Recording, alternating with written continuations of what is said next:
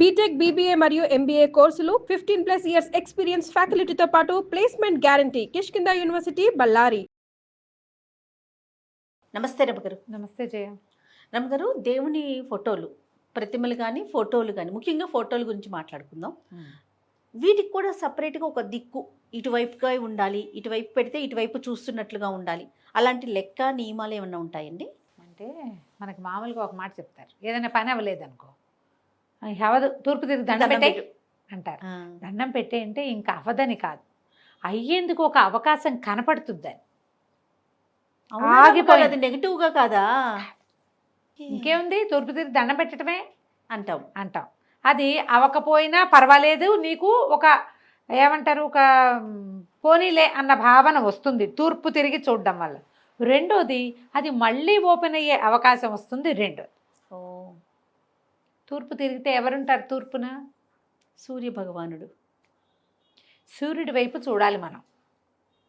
ఏ problem వచ్చినా తూర్పు తిరుగు, అంతే. తూర్పు తిరిగి దండం పెట్టు. అవదు కాదు, అవుతుంది. దారి కనపడుతుంది. అవ్వకపోయినా పర్వాలేదనే పరిస్థితి కనిపిస్తుంది మనకు. అదేగా కావాలి జయ, ఏదైనా అయితే పని కావాలి, లేదా అది కాలేదన్న ఏడుపొద్దు మనకి. ఏడుపు ఉండకూడదు. ఆ ఏడుపు లేని స్థితి ఎప్పుడు వస్తుంది? మనం తూర్పుకి తిరిగితే వస్తుంది.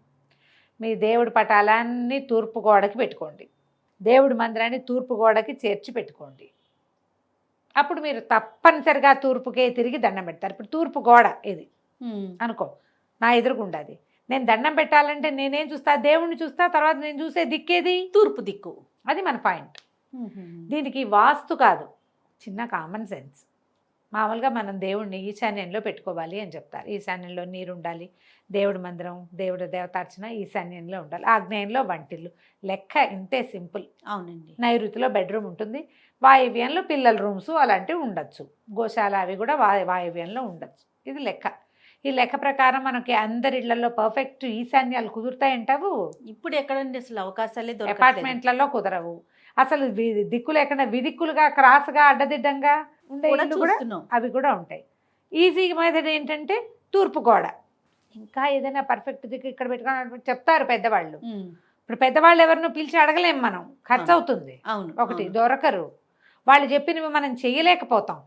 చేయకపోతే కించ, అదేదో చేయలేదు కాబట్టి ఈ బ్రహ్మాండం పగలదీయట్లేదు మనమని. ఆ వాస్తు ఏదో చేసేసేదాకా ప్రాణం తోచదు. అడిగిన దగ్గర నుంచి శంకగా ఉండదు. అసలు అడగద్దు, అడక్కండి. హాయిగా తూర్పు తిరిగి దండం పెట్టండి. తూర్పుకి పెట్టుకోండి, ఏ తప్పు ఉండదు. ఎలాంటి ప్రతిమైనా, ఎలాంటి ఫోటో, ప్రతిమ పక్కన పెట్టు, ప్రతిమ కాదు, ఫోటోస్ వరకు. ప్రతిమలు అంటే బరువు అనుకో జయ. మామూలుగా తూర్పున బరువు పెంచకూడదని ఒక శాస్త్రం, ఒక లెక్క చెప్తారు. అట్లా మనం తూర్పు గోడ సంగతి మాట్లాడుతున్నాం. తూర్పుకి ఏదైనా చిన్న బల్ల పెట్టుకుని అక్కడ ఏదైనా ఒక విగ్రహం తెలిస్తే పెట్టుకోవచ్చు. మామూలు ఇప్పుడు మట్టి బొమ్మలు, గురువాయూరు కృష్ణుడు ఒక ఆయన కనపడుతుంటాడు, బాగా అందరిళ్లలో ఉంటాడు. ఇప్పుడు ఇతడి విగ్రహాలు వచ్చినాయి, ఇంత కృష్ణుడు, అంత కృష్ణుడు, అంత కృష్ణుడు, ఇంత వారాహిని కూడా పెట్టుకుంటున్నారు మా విరివిగా ఇవాళ రేపు ఇళ్లలో. అవునండి. అది ఎట్లా అంటే దేవతార్చనలో కాదు, ముఖదర్శనానికి. అదేలే, ముఖదర్శనం చేయించనే, తప్పేం లేదు. ఉగ్రదేవత అయినప్పటికీ మనకి నెగిటివ్ ఎనర్జీస్ పోతాయి, ఇంట్లో ఇంచి పెట్టుకోవచ్చు, ఏం తప్పులేదమ్మా. మీరు అది అర్చన చేయకూడదు. ఉగ్రదేవత ఆరాధన పనికిరాదు, మనం చేయలేము, ఆమెకు సరిపడా మనం ఇవ్వలేము. తప్పని కాదు జయ, అది పాయింట్. మనం చేయకూడదు కాదు. అది ఏంటంటే చాలా మంత్రం పునశ్చరణ జరిగేది, చాలా అన్నశాంతి జరిగేది, విరివిగా జనం వచ్చేది. 100 చెప్పులు విడవాలి అక్కడ. ఎక్కడ మన ఇంట్లో 100 చెప్పులు ఉంటాయి, విడుస్తావా? మనమే ఉంటే డబ్బాలో పెట్టుకుని లోపల పెట్టుకుంటాం. అంత జనం రావాలి, అన్ని పాదాలు లోపలికి వచ్చి వెళ్తూ ఉండాలి. అలాంటి చోట అర్చన మంచిది. వాళ్ళు కూడా ఏం చేస్తారు, రోజు ఏం ఆరాధించరమ్మా, రోజు ఆరాధించరు. ఆ రోజుల్లో ప్రత్యేకంగా ఇప్పుడు వారాహి ఆలయాలే ఉంటే ఆ అమ్మకి సరిపడా బోల్డ్ అంత సేవాకాలం జరిపి ఆమెకి ఇవ్వాల్సిన బలులు అవి, అన్నబలి, కుష్మాండ బలి అవన్నీ ఇచ్చి మంత్రకట్టులో ఆమె ఉండేలాగా పెట్టుకుంటారు. మనం అవన్నీ ఏం చేస్తాం, చేయలేకపోతాం కదా సాధారణంగా అయితే. అందుకని చేయలేం కాబట్టి దేవతార్చన, బొట్టు పెట్టి, దీపం పెట్టి నో. ఓకే, షోపీస్, ఓన్లీ ముఖ దర్శనమే, షోపీస్ మాత్రమే. అలా కావాలంటే పెట్టుకోవచ్చు. ఇంత పెద్దది మాత్రం కాదు, అంతది పెట్టుకోవచ్చు. ఇంకా కృష్ణయ్యలు ఎంతమందో కృష్ణుడు దొరుకుతారు, గోపాలకృష్ణమ్మ దొరుకుతాడు, రాధాకృష్ణులు కనిపిస్తారు. ఏది కావాలంటే అది పెట్టుకోవచ్చు. ఎక్కువ బరువులు చాలా తూర్పు గోడకి చేర్చకూడదు. గోడ దగ్గర మీద పెట్టుకోవచ్చు. మీద విగ్రహాలు పెట్టాం, మీద పటాలు పెట్టుకుంటాం కదా. జస్ట్ కామన్ సెన్స్ వాడండి అంతే. దేవుడి ఫోటోలు పెట్టుకున్న ప్రదేశంలో చనిపోయిన వారి ఫోటోలు పెట్టొచ్చా?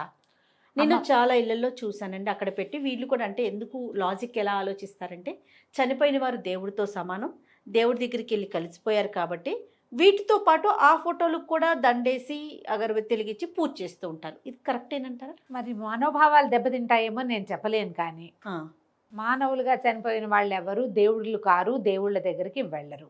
మన అమ్మ నాన్న, మన తాత బామ్మ అమ్మమ్మ మనకి దేవతలతో సమానం, కానీ మనకి సమానం కానీ దేవుళ్ళతో సమానం కాదు. అలా పెట్టుకోకూడదు. దేవతార్చనలో దేవతార్చన మాత్రమే. భూమి మీద సంచరించిన వాళ్ళెవరూ కాదు. భూమి మీద సంచరించిన వాళ్ళలో మనకంటే ముందు కాలం వాళ్ళైన రాముడు కృష్ణుడు ఉండొచ్చు. వాళ్ళు దేవుళ్ళుగా ప్రూవ్ అయి ఉన్నారు. మన అమ్మ నాన్న ఫోటోలు కావాలంటే మన దేవుడి గది ఎక్కడుందో మనకి ఆ గదిలో ఇంకో గోడ మీద పెట్టుకోండి, అంతేగాని వాటితో పాటుగా దేవుడి మందిరంలో పెట్టకూడదు. శాస్త్రం అప్పది. మీరు అడిగింది అదే కదా, అదే అడుగుతున్నాను. పనికిరాదు అట్లా. అలా ఎవరు పెద్దవాళ్ళు పెట్టుకోమని చెప్పరు. చనిపోయిన వాళ్ళ ఫోటోలు పెట్టుకోరు. ఓకే, మీరు హాల్లో ఎక్కడైనా పెట్టుకోవచ్చు.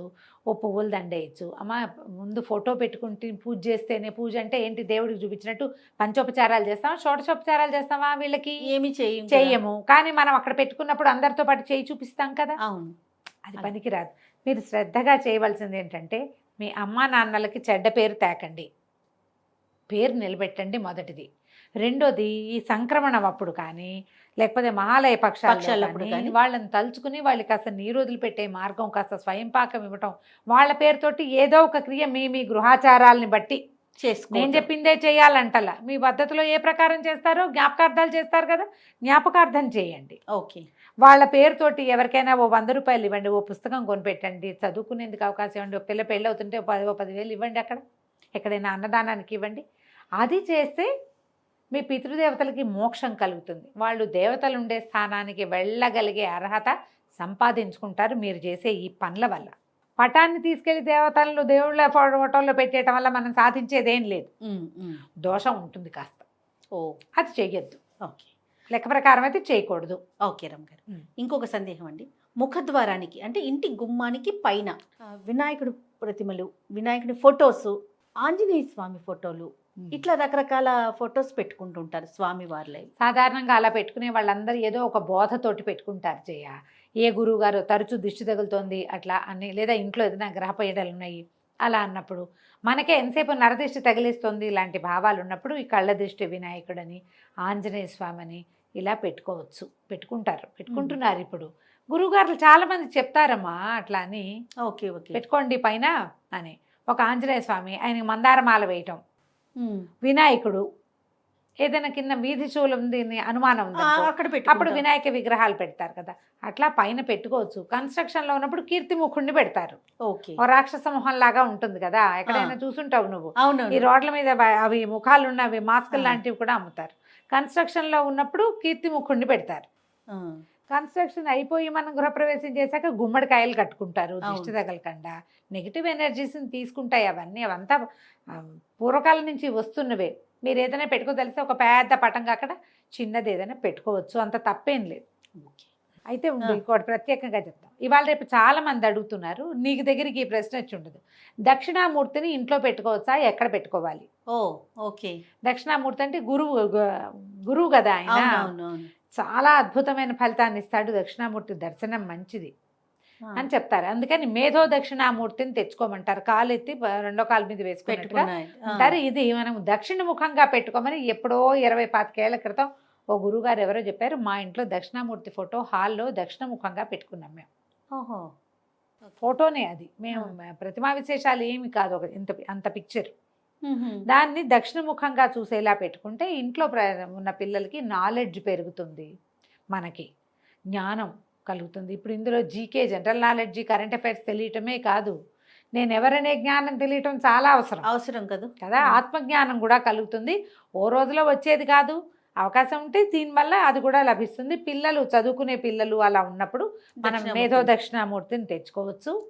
విగ్రహాలు తేకండి, ఫోటో తెచ్చుకోండి. అది దక్షిణముఖంగా పెడితే కనుక మంచి ఫలితం లభిస్తుంది. ఆయనకి ఏం చేసేవాళ్ళం అంటే ఇప్పుడు చేయట్లేదు జయ, శ్రద్ధ పోయి నాకు పని చేయలేని పరిస్థితి కూడా వస్తుంది మెల్లిగా. బుధవారం నాడు శనగలు నానబెట్టి గురువారం పొద్దున్నే శనగలు గుచ్చి 108 లేదా 54 ఆ దండ వేసేవాళ్ళం. మన ఇంట్లో చదువుకునే పిల్లలున్నా, మనమే ఏదైనా మంచి మంచి పరీక్షలకి అపేర్ అవుతున్నా ఈ పరిహారం ఇది చేసుకోవచ్చు. బాగుంది. ప్రతి గురువారము చేయాలి. ఇంక ఇందులో బాబాగారులు ఎవరు లేరు, దక్షిణామూర్తి మాత్రమే. ఆయనకే ఈ శనగల దండ చెప్పబడింది. 20-25 ఏళ్ల క్రితం ఒక తమిళియన్ ఆయనే చెప్పారు మాకు, గురువు గారు. అప్పటి దాన్ని నుంచి ప్రసాదంగా తీసుకుంటారు. ఏం లేదు, ఆ దండేస్తాం, అది ఎండిపోతుంది మెల్లిగా. పై గురువారం తీసేసి దాన్ని మా మొక్కల్లో వేసేయటం, మళ్ళీ కొత్త దండ వేయటం. ఓహో, ఈ వారం రోజులు ఆ దండ ఉంటుంది. ఓకే, అట్లా. బాగుంది రమ్మగారు, మంచి విషయం. రైట్ అండి. అయితే మనం చేసే వీడియోస్ కింద చాలా మంది చాలా సందేహాలు అడుగుతున్నారు రమ్మగారు. రమ్మగారితో ఇది చెప్పించండి, ఈ సందేహాన్ని నివృత్తి చేయండి అని. నాకు ఒక కొత్త కాన్సెప్ట్ని తీసుకొద్దాం అనిపించిందండి. ఎట్లానో మనం మాట్లాడుకుంటూ ఉంటాం, వాళ్ళు వీళ్ళు అడిగిందే కదా, వాళ్ళ ప్రశ్న మీ సమాధానం. మీ దగ్గర నుంచి ఏది ఎక్స్పెక్ట్ చేసినా, ఎలాంటి ప్రశ్న అయినా కూడా మీరు చెప్పగలిగినంత వరకు దాన్ని ఒక కార్యక్రమం కింద తీసుకెళ్దాం రమ్మగారు. చేద్దాం అట్లాగే. అది రాబోయే కాలంలో ఆ ప్రయత్నం కూడా చేద్దామని నా ఉద్దేశం. ఓకే, రైట్ అండి. నమస్తే. నమస్తే జయ.